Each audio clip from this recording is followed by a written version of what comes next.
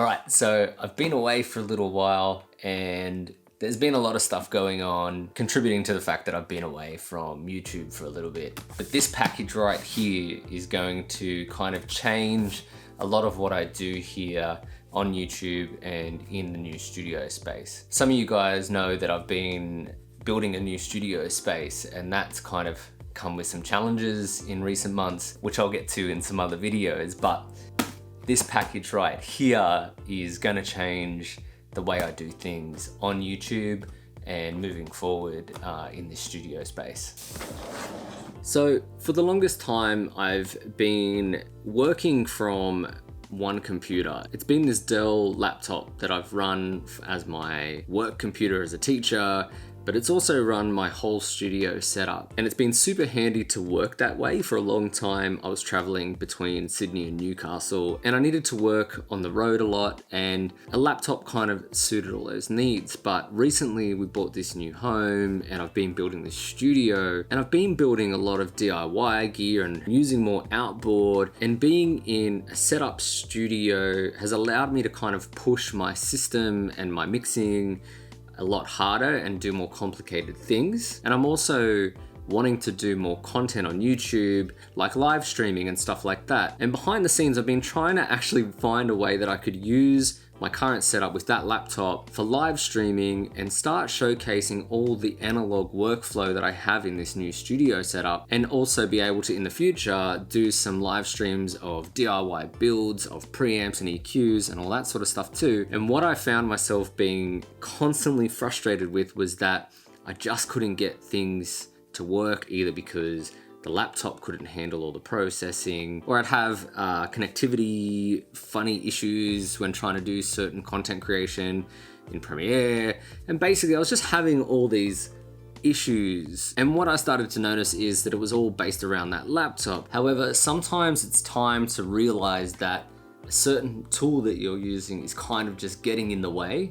And sometimes you need to make those hard and expensive decisions to just upgrade your setup so that you can move forward. Because at the end of the day, all of this gear that we use, be it for audio and mixing or mastering or tracking or content creation and video editing, all of this stuff, be it hardware, software, whatever, they're just tools. They're tools that we need to use every day. And if those tools start to break down or cost you in time or creativity, it's time to get rid of those tools and maybe upgrade to something that's gonna help you keep creating and not get in the way of what you're trying to do. So that brings me to my latest purchase. So those of you that know me might know that for the longest time, I have been kind of pro PC and anti Mac, which is kind of a half truth. It's not exactly the truth. I think there's a lot of benefits to the iOS and Mac systems, especially when it comes to things like connectivity of devices. It's much easier to use a Mac for those kind of things. But there's always been two things that have really annoyed me about the Mac systems and stopped me from moving over to anything to do with Apple. And number one, that's been the price. When spec for spec, you are always paying more for a Mac system and to get into that Mac ecosystem. And the second thing was their planned obsolescence and the kinds of things that they do to their customers. Now, only one of those things I think has really improved drastically, and that is the cost.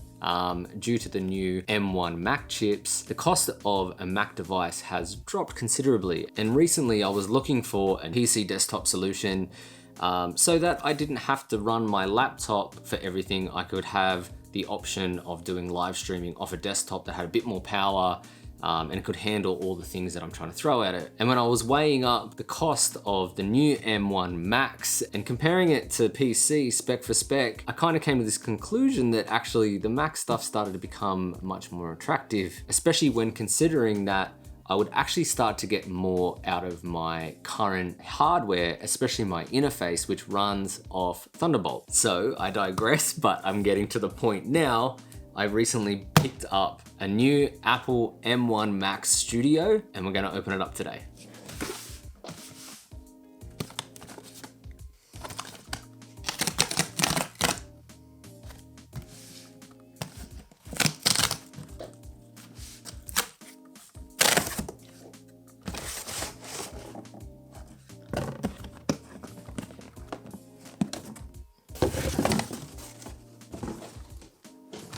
Cool, so typical to Mac stuff, comes in, you know, that really clever box design. Now, I hate getting caught up in all this kind of silliness. It is nice to get a package arrive in something nice, but at the end of the day, I don't care about the box. Let's be honest. The box doesn't matter. What matters is what's inside the box. So let's just get into that.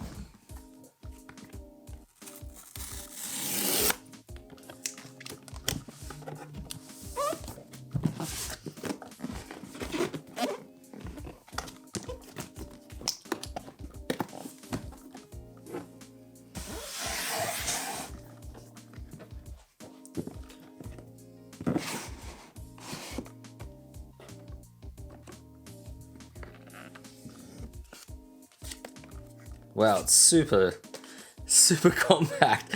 I've seen so many videos on this stuff, but it actually really is quite a compact little device. Included power cable, not attached like their monitor, which is great to see. And then manual and stuff in there.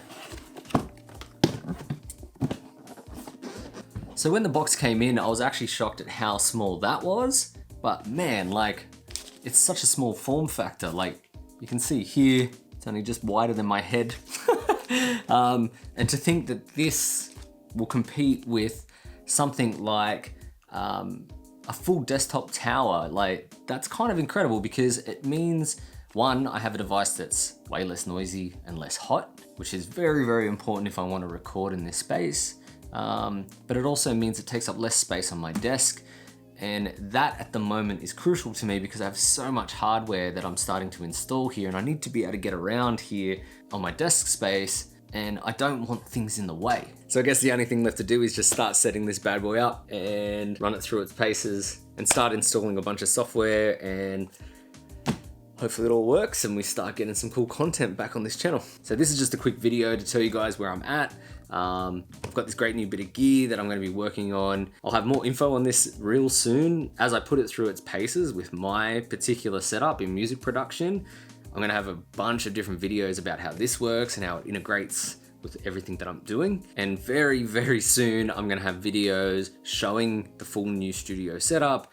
And I've got some really cool new build videos coming really soon.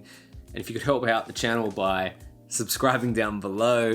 And if you've got any questions about the M1 Max or any other bit of gear that you see on my studio, don't forget to hit me up in the comment sections down below. I'm Mitch from the DIYrecordingstudio.com, and I'll catch you soon.